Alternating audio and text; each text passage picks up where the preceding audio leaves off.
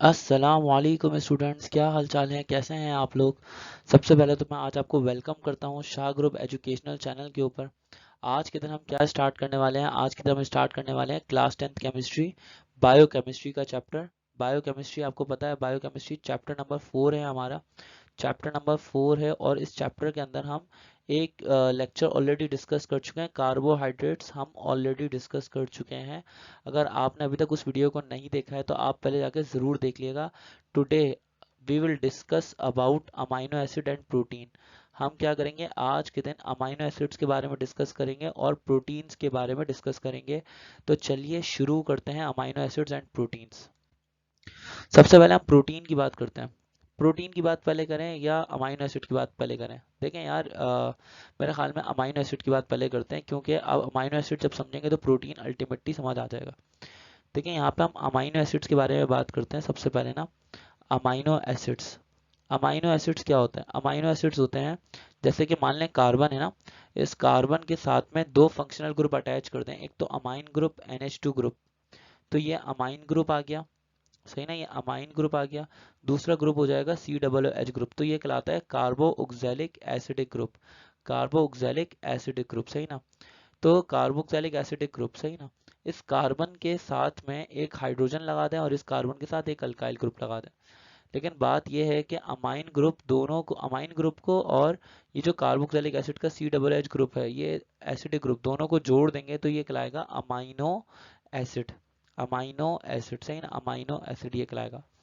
अब जब बहुत सारे अमाइनो एसिड्स आपस में जुड़ते चले जाएंगे, amino acid plus amino acids आपस में जुड़ते चले जाएंगे, अमाइनो एसिड्स जब अमाइनो एसिड्स के साथ में जुड़ते चलेंगे और एक लॉन्ग चेन बनाते चले जाएंगे तो फिर वो बना लेंगे प्रोटीन।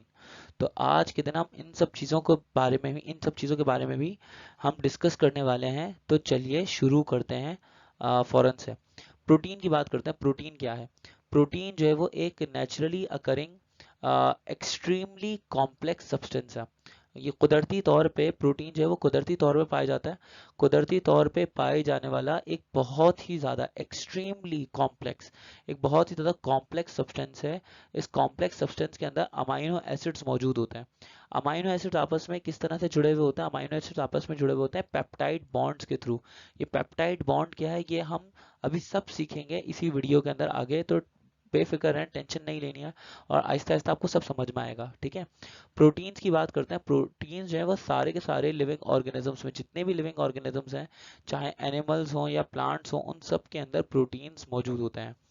अच्छा, ये जो प्रोटीन है, प्रोटीन की बहुत सारी एक बायोलॉजिकल इम्पोर्टेंस है, क्योंकि ये प्रोटीन जब आपस में कंबाइन होते हैं, प्रोटीन जब आपस में मिलते हैं तो ये बनाते हैं एंजाइम्स। एंजाइम्स ऑटो कैटलिस्ट हैं जो कि हमारी बॉडीज के अंदर मौजूद होते हैं। प्रोटीन्स की वजह से हमारे हार्मोन्स बन सकता है, बन पाता है, और एंटीबॉडीज बन पाती हैं, ठीक है ना, या इम्यून सिस्टम स्ट्रांग हो पाता है प्रोटीन्स की वजह से।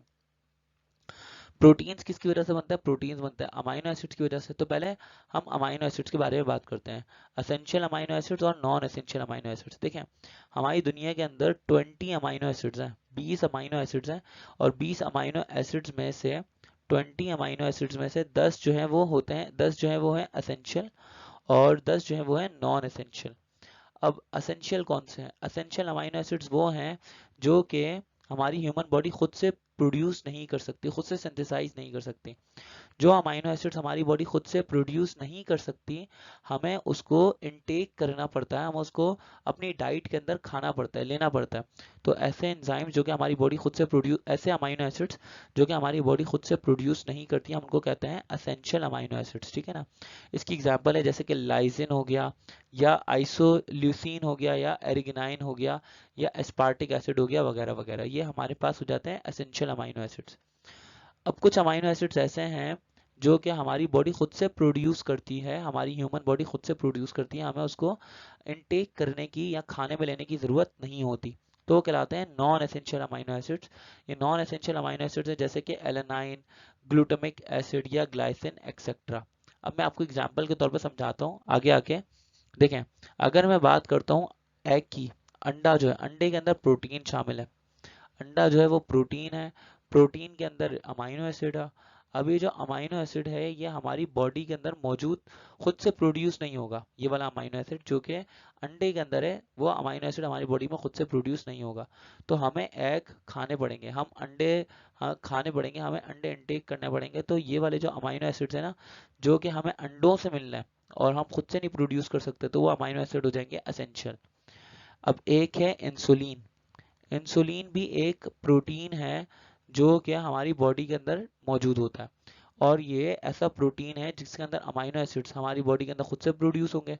जब खुद से प्रोड्यूस हो जाएंगे तो यानी इंसुलिन जब खुद से बनेगी तो ये अमाइनो एसिड्स खुद से प्रोड्यूस हो रहे हैं, इसका मतलब तो हमें इसको इंजेक्ट करने की ज़रूरत नहीं होती, हमें इनटेक करने की ज़रूरत नहीं होती। इंसुलिन बनाता है पेनक्रियास, और जब तक पेनक्रियास ठीक से काम कर रहा होगा हमें इंसुलिन इंजेक्ट करने की ज़रूरत नहीं पड़ेगी। अब आगे बढ़ते हैं, हम यहाँ पे नेक्स्ट क्वेश्चन पे आते हैं। ये नेक्स्ट क्वेश्चन हमारे पेपर के लिए बड़ा इंपॉर्टेंट है।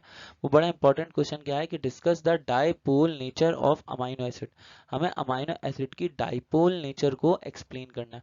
तो मैंने अभी आपको अमाइनो एसिड का स्ट्रक्चर समझाया था ना, ये अमाइनो एसिड का स्ट्रक्चर समझाया था कि carboxylic acid group COOH group जो है, COOH ग्रुप होगा और साथ में अमाइन ग्रुप होगा NH2 ग्रुप, ठीक है ना।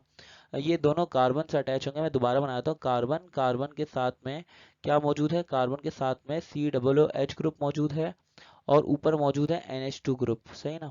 यहाँ पे कार्बन के साथ में मौजूद है एक हाइड्रोजन, और इस कार्बन के साथ में एक अल्काइल ग्रुप भी मौजूद है। मान लें यहाँ पे अल्काइल ग्रुप है, यहाँ पे हाइड्रोजन है, इससे कोई फर्क नहीं पड़ता, ठीक है ना। अब देखिए ऊपर जो कार्बन है, इस कार्बन के पास एक NH2 ग्रुप मौजूद है, ये आपको मैं बात बता चुका हूँ ऑलरेडी।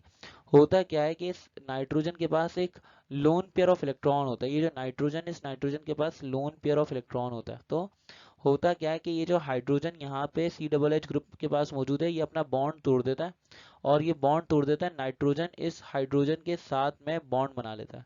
ये वाला हाइड्रोजन, जो ये वाला हाइड्रोजन जब उस नाइट्रोजन के पास चला जाएगा, तो नाइट्रोजन के और हाइड्रोजन के दरमियान में एक कोऑर्डिनेट कोवेलेंट बॉन्ड बन जाएगा। एक सेकंड करके दिखाता हूँ, इस नाइट्रोजन के और हाइड्रोजन के दरमियान में बन जाएगा कोऑर्डिनेट कोवेलेंट बॉन्ड, जिससे ये बन जाएगा NH3+, ठीक है ना, ये बन जाएगा NH3+। लेकिन क्योंकि यहाँ से हाइड्रोजन गया है तो COO के ऊपर आ जाएगा माइनस का चार्ज, सही ना। तो अब यहाँ पे दो पोल्स क्रिएट हो जाएंगे। यहाँ पे कितने पोल्स क्रिएट हो जाएंगे, यहाँ पे बेसिकली दो पोल्स क्रिएट हो जाएंगे।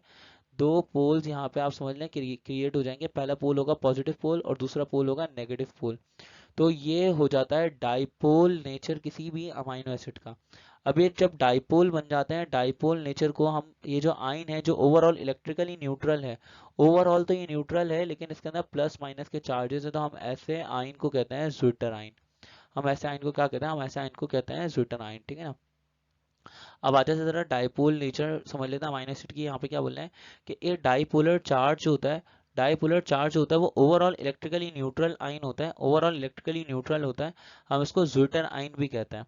अब होता क्या है कि अमाइनो एसिड के अंदर एसिडिक ग्रुप होता है COOH ग्रुप, और साथ साथ में बेसिक ग्रुप होता है NH2 ग्रुप। जो COOH ग्रुप होता है ये अपना एक प्रोटॉन डोनेट कर देता है या लॉस कर देता है, आप ये समझ लें। और जो अमाइन ग्रुप है, वो अमाइन ग्रुप इस प्रोटॉन को एक्सेप्ट कर लेता है। इस तरह से अमाइनो एसिड के अंदर एक डाइपोलर आयन प्रोड्यूस हो जाता है जिसको कहा जाता है ज्विटर आयन। ये मैंने अभी आपको बताया था, सही ना। ज्विटर एक जर्मन वर्ड है, ज्विटर का मतलब होता है टू आयंस एक साथ, दो दो आयंस एक साथ, तो ये कहलाता है ज्विटर आयन, ठीक है ना। अब डाइपोलर नेचर होती है अमाइनो एसिड्स जो होते हैं वो पानी के अंदर डिजोल्व हो जाते हैं, लेकिन डाइपोलर नेचर की वजह से ये अमाइनो एसिड्स पानी में डिजोल्व हो जाएंगे, लेकिन ये ऑर्गेनिक सॉल्वेंट्स में डिजोल्व नहीं होंगे, सही ना।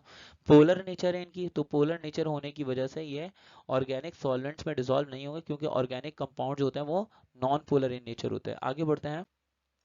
अब हम बात कर रहे थे कि अमाइनो एसिड्स की एम्फोटेरिक नेचर क्या होती है, अमाइनो एसिड की एम्फोटेरिक नेचर का क्या मतलब है। सबसे पहले तो ये बात कर लेते हैं कि हमारे पास अमाइनो एसिड है, अमाइनो एसिड के अंदर कार्बन, कार्बन के साथ में क्या मौजूद है, COOH ग्रुप मौजूद है, और साथ में यहाँ पे क्या मौजूद है, यहाँ पे अमाइन ग्रुप NH2 ग्रुप मौजूद है, ऊपर हाइड्रोजन मौजूद है, नीचे अल्काइल ग्रुप। देखें ये COOH ग्रुप जो है एक अमाइनो एसिड के अंदर ये एसिडिक ग्रुप होता है। ये क्या होता है, ये होता है भैया एसिडिक ग्रुप, सही ना। और ये जो अमाइन ग्रुप है, ये अमाइन ग्रुप होता है बेसिक ग्रुप, ये होता है बेसिक ग्रुप। अब अमाइन ग्रुप भी है यहाँ पे, अमाइनो एसिड के अंदर अमाइन ग्रुप भी है और एसिडिक ग्रुप भी है, दोनों ही ग्रुप्स हैं। जब दोनों ही ग्रुप्स हैं तो ये जो हमारे पास अमाइनो एसिड है ये क्या करता है, डुअल नेचर रखता है। पूरा अमाइनो एसिड डुअल नेचर रखता है, यानी कि act as both, dual nature यानी कि एक्ट एज बोथ दोनों तरह से बिहेव करता है। एक्ट एज बोथ एसिडिक भी बिहेव करता है एंड बेसिक भी बिहेव करता है। एसिडिक भी बिहेव करता है, बेसिक भी बिहेव करता है, तो ऐसी नेचर को हम लोग बोलते हैं एम्फोटेरिक नेचर। ठीक है, तो यहाँ पे मैं क्या लिखने लगा हूँ, यहाँ पे मैं ये लिख रहा हूँ कि अमाइनो एसिड्स की एम्फोटेरिक नेचर होती है। एम्फोटेरिक नेचर का मतलब ये होता है कि एम्फोटेरिक नेचर का मतलब ये होता है कि अमाइनो एसिड दोनों तरीके से बिहेव कर सकता है। अमाइनो एसिड के बाद COOH ग्रुप भी होता है, और यानी कि एसिडिक ग्रुप भी होता है, और बेसिक ग्रुप यानी कि अमाइन ग्रुप NH2 ग्रुप भी होता है। इसीलिए अमाइनो एसिड एसिड्स के साथ में भी रिएक्ट कर सकते हैं और अल्कलीज यानी बेसिस के साथ में भी रिएक्ट कर सकते हैं सॉल्ट्स बनाने के लिए। ऐसी नेचर को हम लोग बोलते हैं डुअल नेचर, या डुअल नेचर के लिए वर्ड होता है एम्फोटेरिक नेचर। तो यहाँ पे ये लिखा हुआ है the property of reacting both with both acids and bases, के ये दोनों एसिड्स यानी बेसिस दोनों के साथ में रिएक्ट कर सकता है, तो ये कहलाता है amphoteric nature of amino acid. ठीक है ना, अब जहाँ जैसे कि यहाँ पे अमाइनो एसिड है, ये अमाइनो एसिड NaOH के साथ में रिएक्ट कर रहा है, NaOH के साथ में रिएक्ट कर रहा है, तो हमारे पास एक सॉल्ट प्रोड्यूस कर रहा है कि यहाँ से H+ आयन निकल जाएगा, ये H+ आयन इस OH- आयन के साथ में रिएक्ट करेगा और क्या बनाएगा, ये बना लेगा वाटर। यहाँ पे क्या क्या अटैच हो जाएगा, यहाँ पे आके अटैच हो जाएगा सोडियम ग्रुप, सही ना, सोडियम आके अटैच हो जाएगा। इसी तरह से अगर हम बात करें, लेट्स से कि हमारे पास एक अमाइनो एसिड है, ये अमाइनो एसिड है, ये पूरा इसने HCl के साथ में रिएक्ट किया। जब इसने HCl के साथ में रिएक्ट किया तो होगा क्या कि यहाँ से OH ग्रुप और साथ में HCl ग्रुप, ये दोनों चले जाएंगे, तो ये क्या बना लेगा, हमारे पास वाटर बना लेगा। ठीक है, और इसी तरह से या फिर हम ये भी बोल सकते हैं कि यहाँ से ये जो HCl ग्रुप है, ये HCl ग्रुप जाके अमाइन ग्रुप पे जाके जुड़ जाएगा। अमाइन ग्रुप पे जाके जुड़ जाएगा तो ये बना लेगा NH3Cl, सही ना। तो यहाँ पे अमाइनो एसिड ने एक एसिड से रिएक्ट किया, ऊपर एक बेस से रिएक्ट किया। तो इस तरह से अमाइनो एसिड एसिड और बेस दोनों से रिएक्ट कर सकते हैं, इसलिए हम इसको एम्फोटेरिक नेचर का बोलते हैं। चलिए आगे बढ़ते हैं, सही ना, आगे बढ़ते हैं। हमारे पास नेक्स्ट क्वेश्चन क्या है, अमाइनो एसिड की इंपॉर्टेंस क्या है। अमाइनो एसिड की इंपॉर्टेंस बड़ी सिंपल सी है दोस्तों, कि अमाइनो एसिड जो होता है वो हमारी बॉडी को एनर्जी प्रोवाइड करते हैं। हमारी बॉडी के अंदर जब हम प्रोटीन्स खाते हैं तो प्रोटीन्स टूटते हैं किस चीज़ के अंदर, प्रोटीन्स अमाइनो एसिड्स के अंदर टूट जाते हैं। प्रोटीन्स टूटते हैं अमाइनो एसिड्स के अंदर, अमाइनो एसिड्स ऑक्सीजन से रिएक्ट करते हैं तो वो ऑक्सीडाइज होते हैं, ऑक्सीडाइज होते हैं तो एनर्जी प्रोवाइड करते हैं, सही ना। एनर्जी प्रोवाइड करते हैं, एनर्जी प्रोवाइड करते हैं जिससे हमारी बॉडी काम कर पाती है। ठीक है, अमाइनो एसिड्स वापसी सिंथेसाइज हो सकते हैं, वापसी कन्वर्ट हो सकते हैं किस चीज़ के अंदर, प्रोटीन के अंदर कन्वर्ट हो सकते हैं अगर ज़रूरत पड़े तो। एक्सेस अमाइनो एसिड होता है तो प्रोटीन में कन्वर्ट हो जाते हैं, तो यही लिखा हुआ है सब कुछ यहाँ पे। Amino acid can provide energy by oxidation in the tissues of body. कुछ amino acid, certain amino acid जो होते हैं, कुछ अमाइनो एसिड हार्मोन्स भी बना सकते हैं, और अमाइनो एसिड्स कभी कभार ये वापसी बॉडी प्रोटीन्स के अंदर कन्वर्ट हो जाता है। बॉडी प्रोटीन के अंदर कन्वर्ट होता है तो हेयर्स को स्ट्रॉन्ग करते हैं, नेल्स को स्ट्रॉन्ग करते हैं, सही ना, नेल्स को स्ट्रॉन्ग करते हैं, स्किन को स्ट्रॉन्ग करते हैं, स्किन को थोड़ा अच्छा करते हैं। तो ये होता है हमारे पास अमाइनो एसिड्स की इंपॉर्टेंस। अब प्रोटीन्स की यूजेस की बात कर लेते हैं। जो प्रोटीन्स हैं, प्रोटीन्स की क्या क्या यूजेस है। प्रोटीन सबसे पहले तो बिल्ड के काम आते हैं। बिल्ड से मुराद यानी कि किसी भी चीज़ को, जैसे बॉडी को बिल्ड करने के लिए, मसल्स को, बोन्स को बिल्ड करने के लिए, स्किन को बिल्ड करने के लिए, कार्टिलेज को बिल्ड करने के लिए, हेयर को बिल्ड करने के लिए, नाखूनों को बिल्ड करने के लिए प्रोटीन की ज़रूरत पड़ती है। तो यही सब कुछ लिखा हुआ है कि protein is an important building block of bones. Protein जो है वो एक इम्पॉर्टेंट बिल्डिंग ब्लॉक है किस चीज़ का, हड्डियों का, मसल्स का, कार्टिलेज का, सही ना, स्किन्स का बिल्डिंग ब्लॉक है। इनफैक्ट अगर हम अपने बालों की बात करते हैं या नाखूनों की बात करते हैं तो ये भी प्रोटीन्स के ऊपर मुश्तमिल होते हैं, प्रोटीन से ही बनते हैं। ठीक है, अगर रिपेयरिंग की बात करें तो प्रोटीन जो होता है बेसिकली हमारी बॉडी के अंदर मौजूद होता है, वो टिश्यूज को बिल्ड भी करता है और टिश्यूज को रिपेयर भी करता है। आगे बढ़ते हैं। अब ऑक्सीजनेट, ऑक्सीजनेट का क्या मतलब है। देखें, रेड ब्लड सेल्स जो हैं हमारी बॉडी के अंदर मौजूद, रेड ब्लड सेल्स वो प्रोटीन कंटेन करते हैं, contain a protein compound that carries oxygen through out the body. अच्छा, रेड ब्लड सेल्स की अगर हम बात करें तो रेड ब्लड सेल्स के अंदर एक ऐसा प्रोटीन कंपाउंड होता है जो कि हमारी बॉडी के अंदर ऑक्सीजन को पास ऑन करता है, ऑक्सीजन को पूरी बॉडी के अंदर थ्रू आउट करवाता है, सही ना। इससे होता क्या है, हमारी बॉडी के अंदर जो भी सप्लाई होती है, जो न्यूट्रिएंट्स की ज़रूरत होती है, वो हमारी बॉडी को पूरी पूरी सप्लाई मिलती रहती है, और इस तरह से एनर्जी भी मिलती रहती है। इस तरह से आगे बढ़ते हैं। अब यहाँ पे डाइजेशन की बात करते हैं। जो प्रोटीन्स हैं वो प्रोटीन्स आपस में रिएक्ट करके, जो हमारे डाइटरी प्रोटीन्स हैं वो आपस में रिएक्ट करके जो हम कंज्यूम करते हैं, और उस तरह से वो कन्वर्ट होते रहते हैं, आपस में जुड़ जुड़ के कन्वर्ट होते रहते हैं एंजाइम्स के अंदर।